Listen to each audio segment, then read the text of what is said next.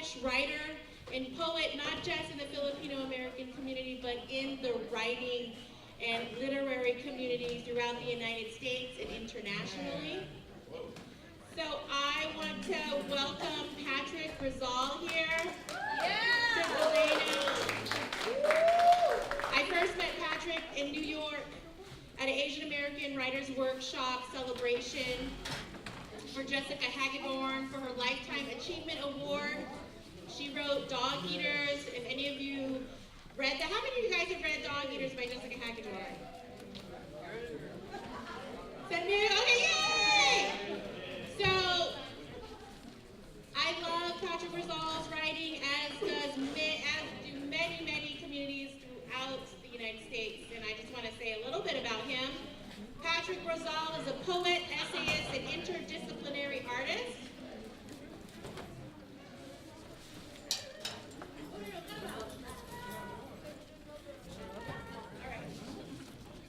He is the author of 4 books of poetry, most recently, Brooklyn Antediluvian, which won the Lenore Marshall Prize from the Academy of American Poets and was a finalist for the Kingsley Tufts Award.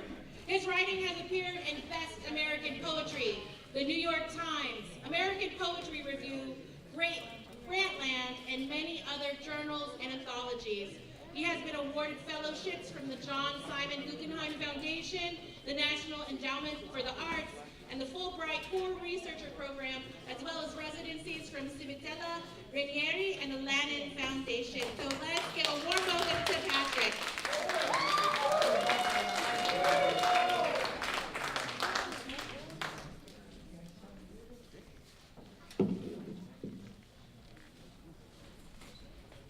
Let it be remembered that most of these Filipinos are musicians. And the character of their music is that of the sentimental and appealing to passions.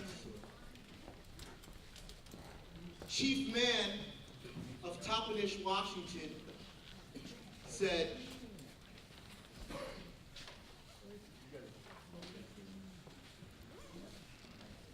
Filipinos dress lavishly, spend their money freely on women. They are just as dangerous when given free contact with the women as that of the Negro. I spoke to one prominent man in Toppenish who said, if I had my way, I would declare open season on all Filipinos, and there would be no bag living. That is entered into the Senate record of the United States in 1930, after the Exeter and Watsonville riots, in which Fermin Tobera was shot in a labor camp in Watsonville. We were criminalized for our own passions and for our own music. And so dancing here today in Filipino Fall to these amazing musicians is a great time. But that good feeling is also historic. Because when you work in those fields, dancing is like prayer. And it's a pleasure and an honor to pray and dance here in historic Delano among the families of Dawn and families of the farmers here. So I wanted to thank Gail, I want to thank Dylan, I want to thank all of you for being here.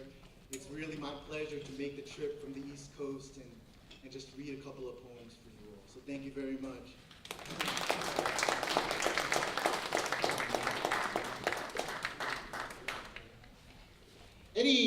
Any Bill Withers fans out there? All right, that's what I thought. So,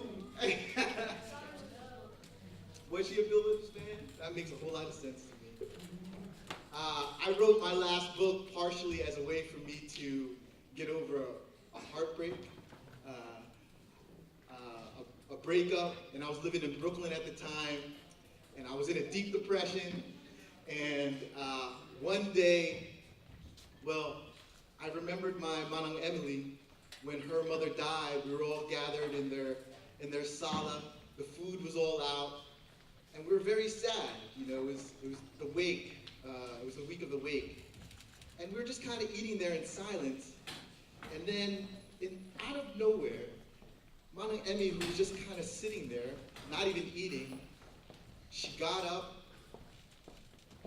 and she said, I said, years later, I said, and she went on, and we all just sort of looked at her in awe. I said, Manang Emmy, why did you get up and dance in the middle of that meal when we were burying your mother? And she said, sometimes the sadness is so big, you just have to dance. Broke heart, just like that. When the bass drops on Bill Withers' Better Off Dead, it's like 7 a.m. and I confess I'm looking over my shoulder once or twice just to make sure no one in Brooklyn is peeking into my third floor window to see me in pajamas I haven't washed for 3 weeks. Before I slide from sink to stove in one long groove, left foot first and back to the window side, with my chin up and both fists clenched like 2 small sacks of stolen nickels, and I can almost hear the silver hit the floor by the dozens when I let loose and sway a little back, and just like that, I'm a lizard grown 2 new good legs on a breeze bent limb. I'm a grown-ass man with a 3-day wish and 2 days to live. And just like that, everyone knows my heart's broke and no one is home. Just like that, I'm water. Just like that, I'm the boat. Just like that, I'm both things in the whole world rocky. Sometimes sadness is just what comes between the dancing.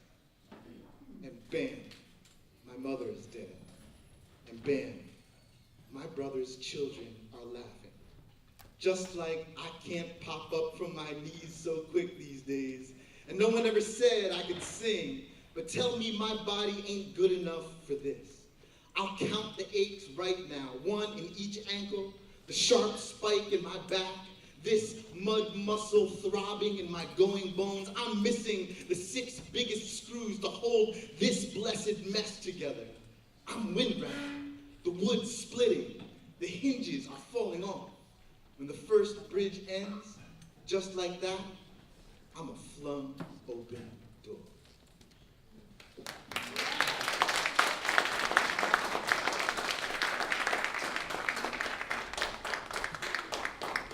I'm actually just going to read a couple more of my own poems, and then I've got a poem by Dawn that I'd love to read to you all.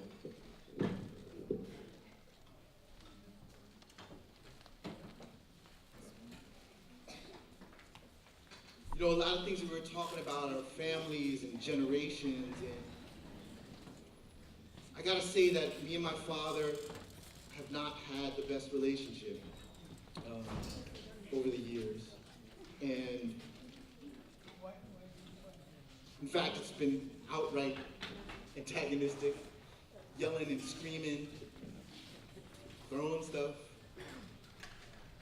We grew up in my house speaking only English. I learned Spanish and Ilocano much later in my life.